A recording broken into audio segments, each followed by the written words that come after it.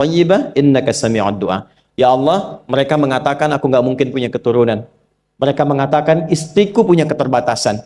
Maka aku memohon kepadamu yang tidak punya batas dalam pemberian. Engkau yang maha mendengar. Kalau kepada yang maha mendengar doa saya tidak dikabulkan, mohon tunjukkan kepadaku lewat salat ini ya Allah, dengan cara apa lagi dan kepada siapa aku mesti memohon. Itu nggak nunggu lama, permohonan selesai, turun jawaban ayat 39-nya. Fanadathul malaikatu wa huwa qa'imun yusalli fil mihrab. Turun malaikat mengabarkan engkau dapat kabar gembira akan punya anak, langsung namanya dikasih Allah Yahya. Annallaha yubasyiruka bi Yahya. Artinya hidup yang mustahil menurut manusia, lahir dari rahim seorang perempuan, maaf, yang divonis monofos dan mandul, bayi yang hidup, kata Allah nggak ada yang mustahil, lahir dan terjadi itu. Yahya. Assalamualaikum warahmatullahi wabarakatuh. Selamat datang di ruang bimbingan rohani dan inspirasi Islam. Ini Pak, indahnya begini Pak. Maaf ya. Lihat istri itu ingat Allah. Lihat anak ingat Allah. Ibu lihat suami ingat Allah. Kalau melihatnya begitu, maka substansi berumah tangga itu nikmat rasanya, dan tanggung jawab itu melekat pada diri kita untuk terjaga dalam kebaikan. Ya. Saya nitipkan handphone saya ke antum, dan antum tahu itu punya saya. Ya, dan Anda mencintai saya misalnya, ta'zim di situ. Mungkin nggak handphone itu ditempatkan di tempat yang tidak baik? Mungkin nggak Anda taruh di lantai begitu saja? Demi Allah saya katakan, mungkin Anda akan mencari tempat terbaik, disimpan di situ, dirapi-rapikan, dilap-lap, karena Anda merasa itu punya saya yang dititipkan pada Anda. Manusia saja bisa Anda perlakukan demikian. Bagaimana ketika Anda melihat anak itu amanah Allah, yang Anda sebagai orang tuanya akan ditanya di kemudian hari. Maka kalau mau bersikap yang nggak enak itu, nggak bisa Pak kita lakukan. Mau bentak tuh nggak bisa. Mau marah tuh ditahan-tahan. Ya. Dan itu dijaga. Lihat istri sebagai amanah Allah itu beda caranya dengan hanya melihat kemanusiaannya saja. Istri melihat suami sebagai amanah Allah akan lain. Ya. Makanya akan selalu sempat dan optimal merawat istri sendiri dibandingkan lihat-lihat istri orang. Begitu sebaiknya. Ibu pun tidak harus berharap, kenapa ya suami saya nggak seperti Ustadz? Harapan yang sia-sia. Sudah ada turunan hikmahnya. Nah itu ada latihannya. Latihannya apa? Alladzina yadhkurunallah, zikir. Jadi kalau zikir itu sudah kuat dalam diri kita, ya sudah menghadirkan esensi zikir dalam diri kita, yang dilihat semuanya itu semua anugerah Allah Subhanahu wa taala. Jadi saat dia gembira itu dia bersyukur, dan saat dia sedang mengalami duka dia bersabar. Semua sama sebagai ibadah. Ajaban li amril mu'min. Kalau sudah seperti itu, kata Nabi, perkara hidupnya mengagumkan, gak ada keluhan. Itu latihannya zikir. Nah, zikir ini di Quran diturunkan dalam bentuk yang pokok berupa amalan ritual. Karena itulah semua bentuk amalan ritual disebut dengan zikir. Jadi kalau kita ingin hadirkan sifat tadi, maka cara pertama tingkatkan ibadah ritual. Salat. Apalagi? Al-Quran. Saya ambil dua dulu lah, supaya nggak banyak-banyak dulu. Yang pokok salat yang kita lakukan tiap hari. Tinggal kuantitas dan kualitas kita tingkatkan. Maaf, lihat sini baik-baik. Salat itu di Al-Quran disebut dengan zikir. Dalilnya Quran surah ke-20 ayat ke-14. Dan langsung disarikan dengan fungsi ibadah sebagai fungsi hidup kita. Sudah? Perhatikan baik-baik. Innani anallah la ilaha illa ana fa'budni wa aqimis salata lidzikri. Itu dalilnya. Sayalah Allah, kata Allah. La ilaha illa ana, tidak ada Tuhan yang layak dipertuhankan dan layak disembah kecuali saya, Allah. Allah. Bagaimana kenal Allah sebagai Tuhan? Ya, yang layak disembah, yang harus dipertuhankan, kenalnya bagaimana? Mendekatnya bagaimana? Fa'budni, sembah saya supaya kamu kenal saya, dekat dengan saya, tahu saya. Bagaimana caranya? Wa aqimis shalah, tunaikan salat. Jadi kalau pengen dekat dengan Allah, terkoneksi kepada Allah, tersambung, punya sifat tawakal yang kuat, Nih tingkatkan sholatnya, tambah. Makanya tiap hari kita sholat 5 waktu itu untuk membangun konektivitas dengan Allah. Sebab kalau sudah dekat, aksesnya pun terbuka semua. Itu maksudnya. Anda dekat dengan pimpinan, akses di perusahaannya kan mudah untuk diakses. Ya kan? Kita punya kenalan yang kuat, yang punya sesuatu, aksesnya mudah dibuka. Kita kenal Allah dan dekat dengan Allah, apa yang sulit bagi Allah? Dan ini kita yakin. Nah sekarang Allah kasih jalan. Coba lihat orang-orang dulu. Ya. Mereka ketika akan melatih dirinya untuk tersambung kepada Allah, sholat semua, termasuk para nabi, rasul. Tapi dahsyatnya, ketika ada apapun dalam kehidupannya, yang sulit Allah mudahkan. Minta langsung dikabulkan. Dan sangat luar biasanya seringkali terjadi mintanya lewat sholat. Nabi Zakaria itu kan dihukumi istrinya oleh medis itu menopause dan mandul. Maaf, nggak mungkin punya keturunan. Kapan mintanya? Dalam sholat. Mohon sama Allah. Dan itu dikabulkan.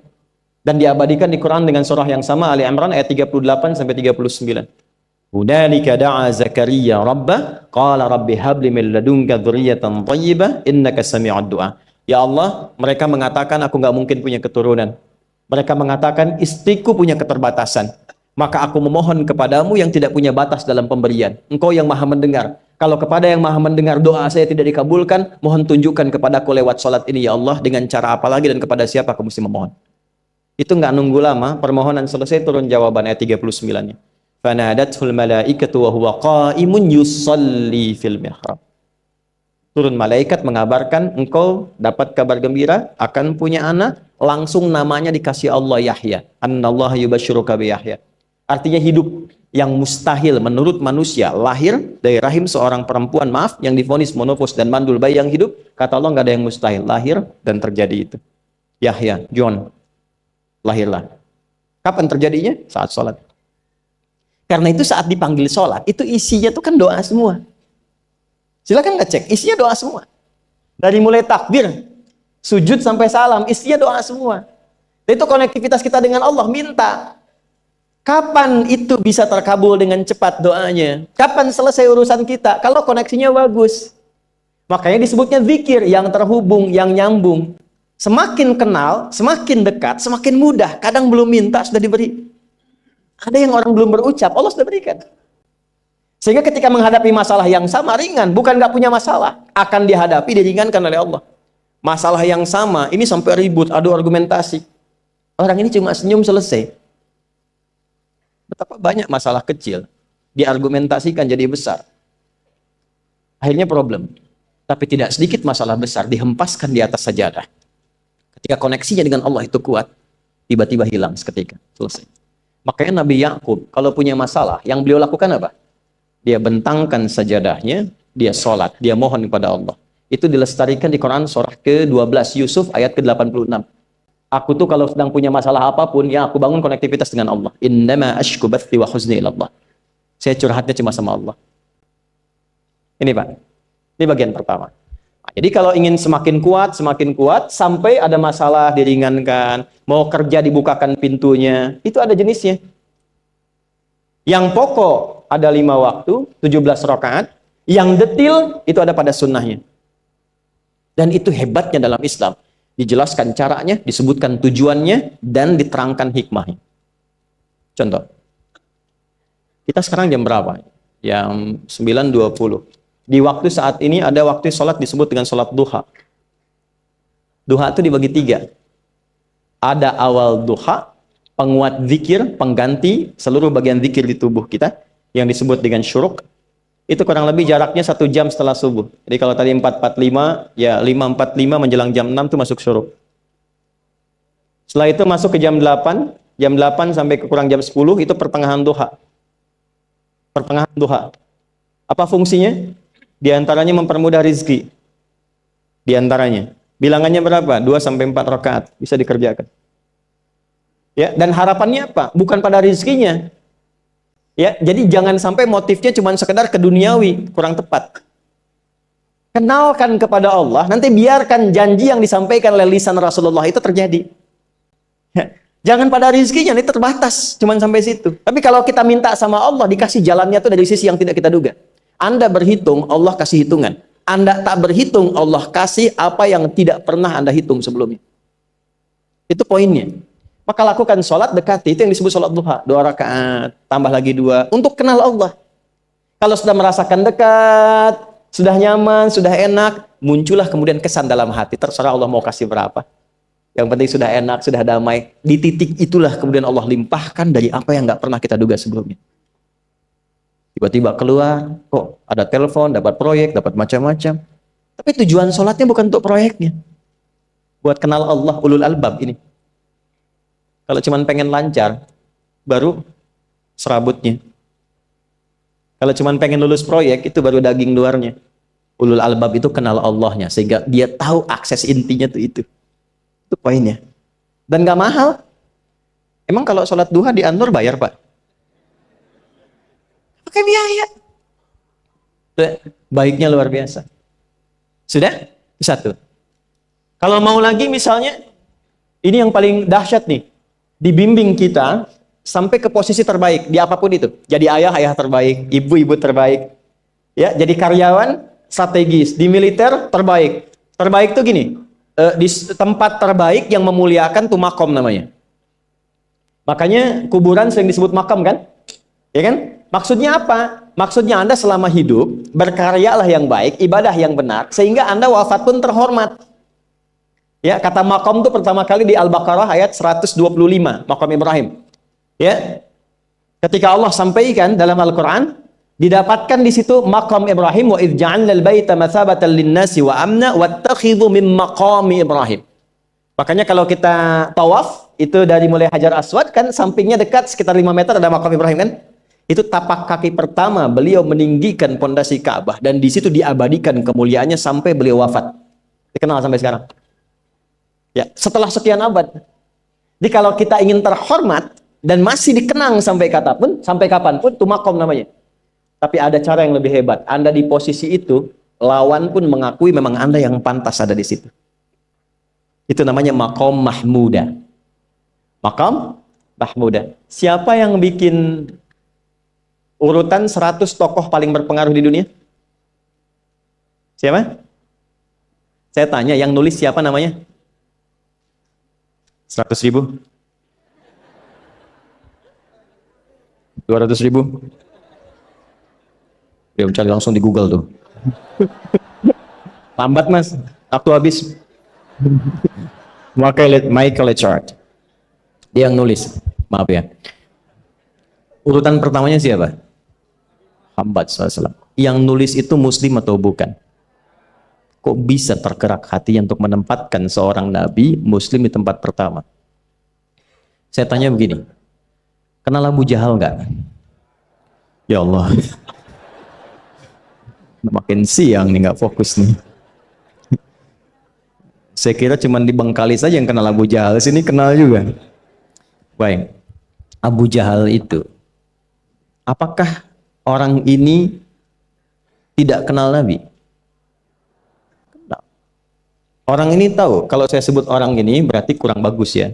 Kalau saya sebut beliau berarti baik ya. Abu Bakar saya sebut beliau, Abu Jahal orang ini. Maksudnya Abu Jahal. Apakah orang ini tidak tahu kalau Nabi itu mulia? Nabi unggul. Nabi hebat kan? Jadi mengakui sebetulnya Nabi unggul. Dan gulat dengan Nabi itu dalam olahraga kalah. Dia tahu Nabi itu kuat. Ya. Di dalam cinta juga tahu Nabi paling unggul. Abu Jahal melamar Sayyidah Khadijah ditolak, Nabi nggak lamar, Sayyidah Khadijah minta dilamarin. Ya. Dari sejak itulah dia nggak mau tahu semua yang dari Nabi, pokoknya semua harus jelek. Walaupun dia tahu itu baik. Nggak kenal, sampai nggak menanamkan pada dirinya nggak ingin kenal kebaikan Nabi. Nggak ingin kenal pada sesuatu, itu jahlun namanya. Jadi kalau ada mbahnya yang paling bodoh, yang nggak pengen tahu, itu Abu Jahal namanya. Maka sejak saat itu orang ini disebut dengan Abu Jahal. Tapi Abu Jahal pun itu meyakini kebenaran, kekuatan Nabi, cuman karena iri saja. Gitu. Tapi dia nggak bisa nolak. Menilai seseorang di tempat terbaik yang kita nggak bisa nolak dan mengakui memang dia orang yang terbaik, itu namanya makom mahmuda. Tahukah Anda?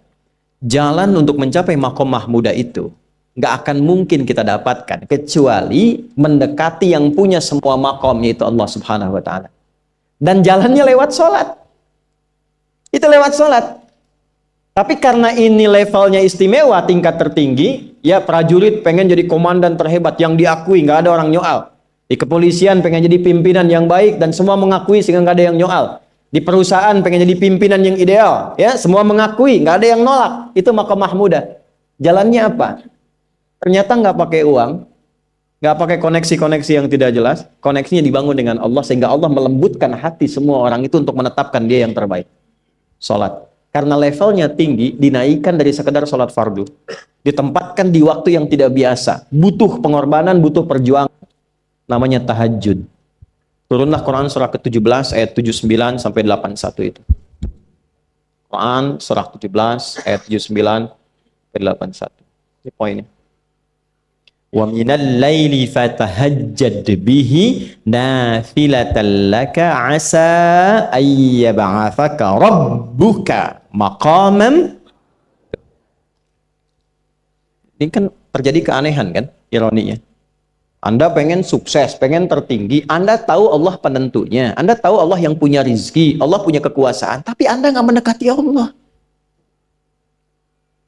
Terus yang dipakai cara-cara salah, kenapa harus korupsi? Kenapa harus nyogok? Kalau SK-nya nggak Allah tetapkan, nggak akan turun juga. Dan sudah hukum, kalau ayah berbuat maksiat, itu anak istri pasti kena. Itu udah hukum. Makanya saya mohon ya para ayah itu kalau mencari nafkah, cari yang benar. Kasihan anak Anda yang di SD. Harus berhenti sekolah. Maaf, bukan anak Anda, maksudnya anak orang lah. Kenapa harus korupsi? Maka ketika ada tawaran sogokan yang nggak bagus, tuh yang dibayangkan tuh itu bukan cuma proyek jalan dapat uang banyak, tuh anak-anak tuh bahaya. Ke sekolah disebut anak koruptor, sedih. Istri nggak sanggup keluar belanja. Tuh pikirkan, itu sudah hukum. Sudah hukum. Anak juga begitu. Kalau mau berperilaku, ingat orang tua. Sebab ketika tidak baik, orang tua pasti kena. Anak di sekolah berantem, yang dipanggil siapa? Tuanya. Itu selalu terikat. Di rumah tangga itu selalu begitu. Karena nafas itu terikat. Semua saling mengikat. Babnya itu jelas. Nah, balik ke sini. Kalau ingin tingkat yang tertinggi, dekati pemiliknya Allah. Ini. Makanya tuh harus punya itu. Itu ringan kalau sudah punya itu tuh Allah. Saya punya Allah. Kita mau apa? Takut hidup. Nabi ditodong pakai pedang. Siapa yang menyelamatkan Muhammad sekarang? Ringan Nabi jawab, Allah. Jatuh pedang. Dibalik, kamu siapa yang menyelamatkan kamu? Bingung. Dan punya Allah itu luar biasa. Nah, ini yang harus tanamkan pada jiwa. Punya Allah sebagai Tuhan. Kalau sudah dekat, kenal, baik dengan itu, akses mudah semua.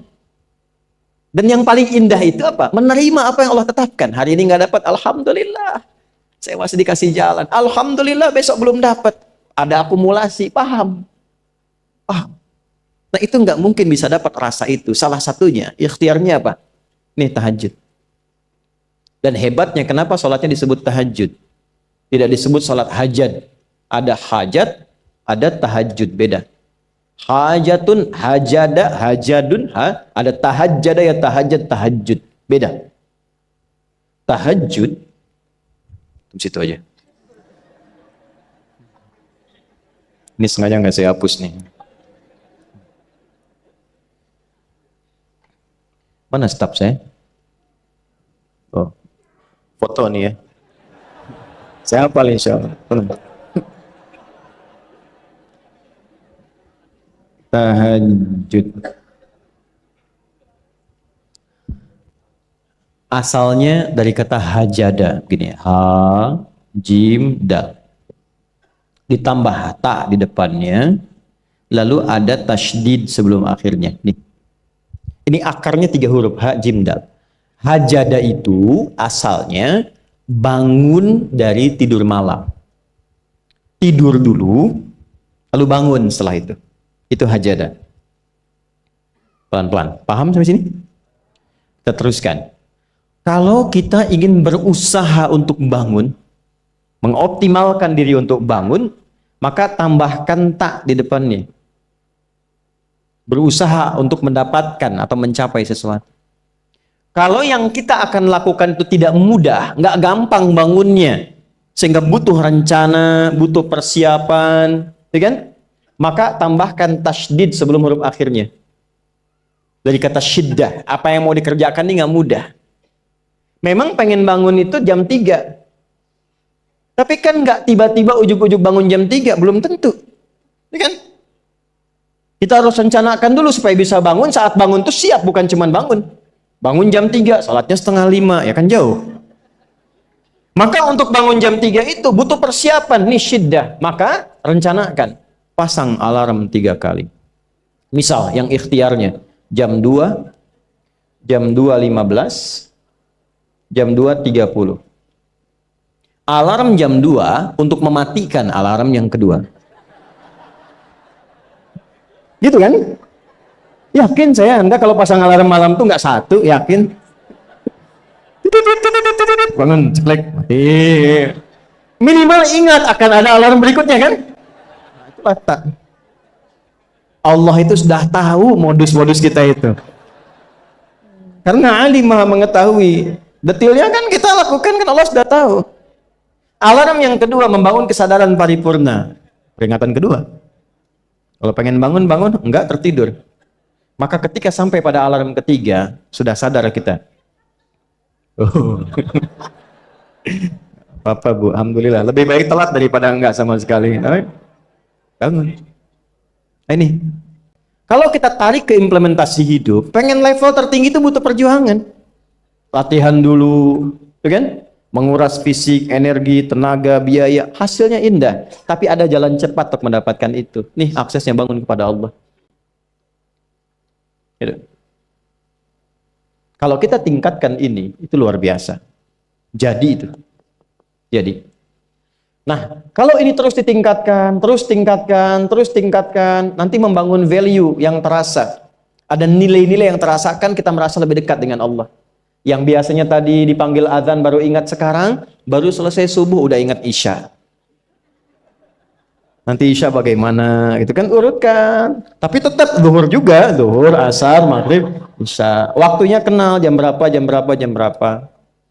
Bahkan dipetakan, saya nanti akan ke sini, masjid yang terdekat di situ. Jadi lihat peta itu, ya lihat peta jalan. Saya nggak sebut nama supaya nggak endorse.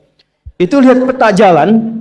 Itu dia petakan, saya akan sampai di situ jam berapa, durasinya berapa, masjidnya di mana. Kalau tertinggal di situ, di sini saya sholat Jumatnya. Sampai ke situ. Nah, value yang membuat kita semakin meningkat dekat dengan Allah, itu takwa namanya. Takwa. Disebutkan sebanyak 240 kali dalam Al-Quran. Nah, intinya itu ini nih. Jiwa takwanya. Kalau ini sudah ada, Allahu Akbar.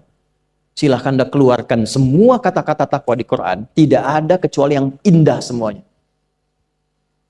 Quran surah 65. 65 itu babnya bab tolak. Surahnya At-Tolak. Tolak itu persoalan terbesar di rumah tangga. Nggak akan bisa terjadi yang demikian itu kalau ada takwa di dalamnya. Nyambung.